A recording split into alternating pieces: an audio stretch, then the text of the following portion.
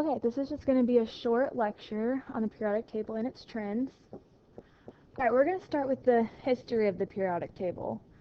And I know this isn't in your guys' note guide, but it's just kind of fun to know where the periodic table came from.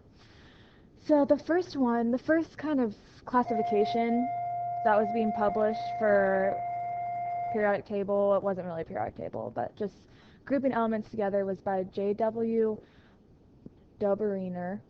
I think that's how you pronounce his name, in 1829, and he was organizing elements in a system of triads. Now triads, I just showed you two examples here, are just a group of 3 elements that share similar properties. And then in 1869, Dmitri Mendeleev established his first periodic table. Now this one was based on atomic size, and remember that our periodic table today was based on atomic number. And then the periodic table, we already know about the periods, but their columns are groups based on repeating properties, so elements that share the same properties.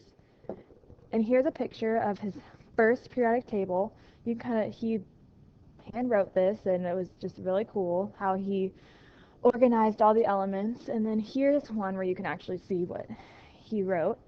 You can see here that he left spaces for elements that he knew were going to go in patterns that maybe hadn't been discovered yet, because I'm pretty sure during this time only 60 elements had been discovered. So this is just how he organized them all, which is pretty cool since it's pretty accurate to how they are today. And then according to their properties, Mendeleev placed telluranium before iodine, even though that was not in atomic mass order, which is kind of cool how I noticed that. So that's what happened in 1913 when Henry Moseley gave each element atomic number. Remember, atomic number is the number of protons, and so when telluranium was atomic number 52 and iodine was 53, they went in the correct order. But it was cool that it was already recognized before they even organized them according to atomic number. And then our first vocabulary word, periodic law, is when elements are arranged in order of increasing atomic number, there is a periodic repetition of their physical and chemical properties. Alright, remember, you guys can always pause this if you need more time to write stuff down. And then here's the periodic table today. It's missing the elements over here. Whoops. The elements over here that we know exist today, but this one was cool because it was kind of colored by the groups. Alright, so the first thing we're going to talk about are the metals, nonmetals, and metalloids. Let me move that out of the way. Okay. Alright, and metals are good conductors of heat and electricity. Let me write that for you guys.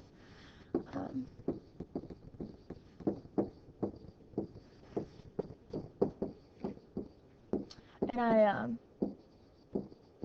gave you guys each a periodic table on your notes, so that you can color these or highlight them however you want, and then some room to the right that you can write these vocabulary words: heat and electricity. And then obviously nonmetals are going to be the opposite, right? So they're poor conductors. I'm just going to write poor conductors, but when I say that, I mean poor conductors of heat and electricity. And then the metalloids, you see these yellow ones kind of in between the metals and nonmetals. They share properties, like they can behave as metal or nonmetals depending on what condition they're put in. So I'm just going to put share properties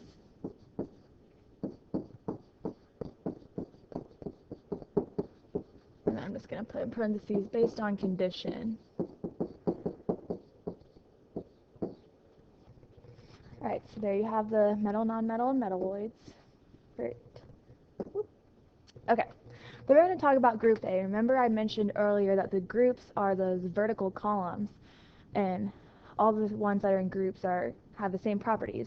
So we're going to focus on, I know that there's some other on this one, we're just going to focus on the 4 group A major groups.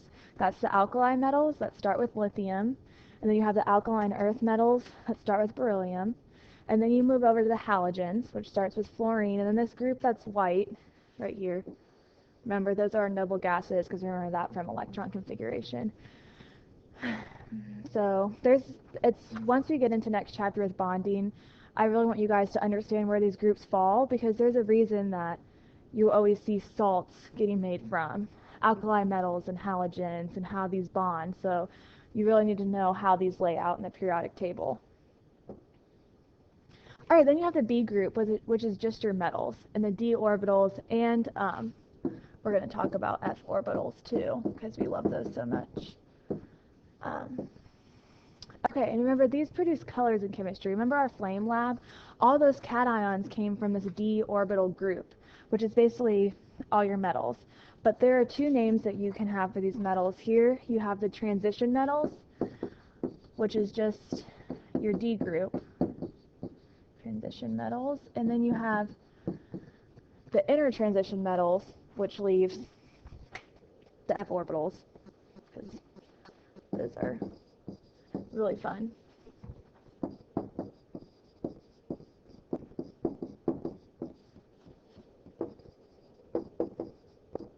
That's just your F orbitals. Okay, so let's just pretend that these F orbitals are in blue too, because they are included in your metals, okay, in your B group. All right, now we're going to talk about the periodic trends, and the four trends we're going to be talking about are atomic radius, ionization energy, electronegativity, and electron affinity. And we'll get into what these mean as we go down the trends. But first we need to know some vocabulary words that cause these trends.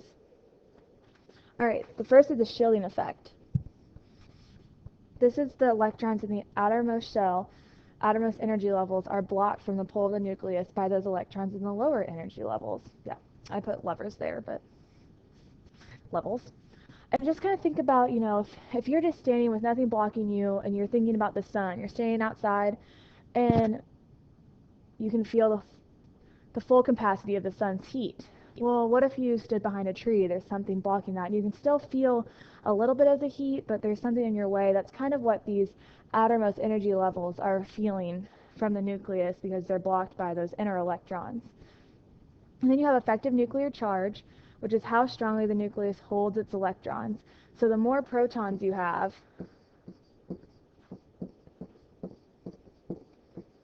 equals a stronger hold.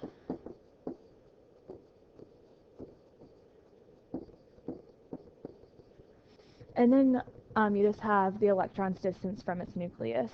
That's also going to affect it. All right, so the first one we're going to talk about is atomic radius. And I already got you a periodic table on this slide that you can kind of see, well, the left bottom corner has the biggest atomic radius. But how they find this is the atomic radius is 1/2 the distance between the nucleus of two atoms of the same element.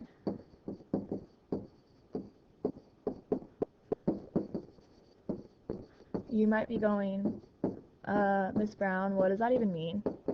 I'll show you. So let's just think of hydrogen. So if we have H2, these two hydrogen atoms are bonding, and then we know the nucleus is in the middle. So let's say this is the distance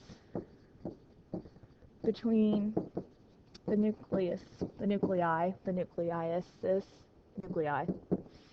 Okay, and then we're just going to do half that distance as the atomic radius. So that distance right here, you cut that in half.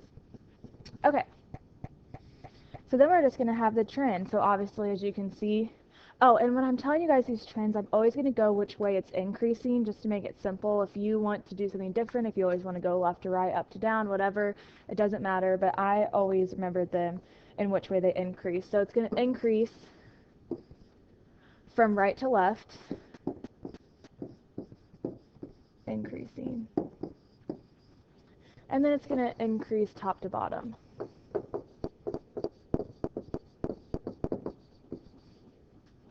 Okay, and the good thing is this is the only one that behaves this way. All the other ones behave the exact same. All right, you have ionization energy, which is the energy needed to remove an electron. So, and there could be steps. You can have first ionization energy to remove the first electron, second ionization energy to remove the second electron, third, it keeps going, but we're just talking about first. So that's going to increase from left to right, and then bottom to top.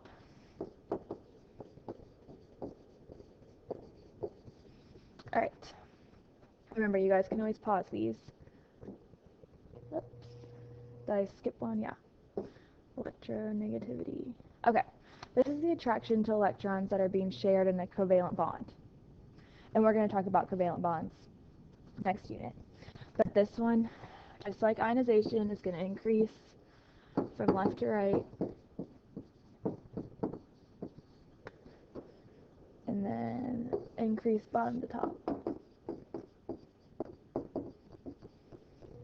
Alright, and the last one, electronegativity, or that was electronegativity. Last one is electron affinity. This is the atom's attraction for electrons belonging to other elements. If you want to add that in. Okay, and this one, just like the last two, is increasing left to right, increasing bottom to top. Alright, so that's the end of the lecture. On your note guide, there's some questions at the bottom for you to just fill out, just to test what you've learned. We'll go over those tomorrow. But yeah, just come to class tomorrow. This is all from chapter 6, so you should read that, have the outline prepared, and those questions prepared you have on this lecture.